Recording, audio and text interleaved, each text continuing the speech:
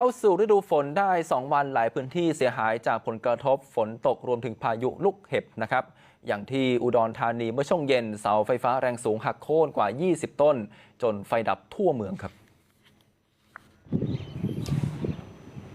เสาไฟฟ้าริมถนนนิตโยสายอุดรธานีสกลนครโดยเฉพาะที่หน้าห้างสรรพสินค้าทั้ง2แห่งในเขตเทศบาลตำบลหนองหานอำเภอหนองหานจังหวัดอุดรธานีกว่า20ต้น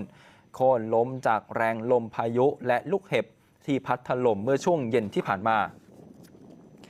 ส่งผลให้ไฟฟ้าในเขตเทศบาลตำบลหนองหานดับทั่วเมืองนะครับเสาไฟยังล้มทับหลังคาที่จอดรถจนจักรยานยนต์เสียหาย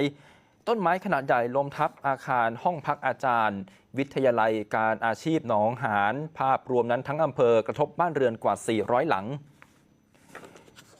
เบื้องต้นการไฟฟ้าส่วนภูมิภาคหนองหานตัดกระแสไฟฟ้าและสายสื่อสารเพื่อความปลอดภัยและประสานการไฟฟ้าส่วนภูมิภาคเขตอุดรธานี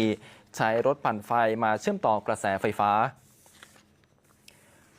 ส่วนที่จังหวัดลำพูนเมื่อช่วงเย็นนะครับเกิดพายุลมแรงและฝนตกบ้านเรือนประชาชนเสียหายต้นไม้ล้มทับเส้นทางจราจรพืชผลทางการเกษตรโดยเฉพาะลำไยหักโค่น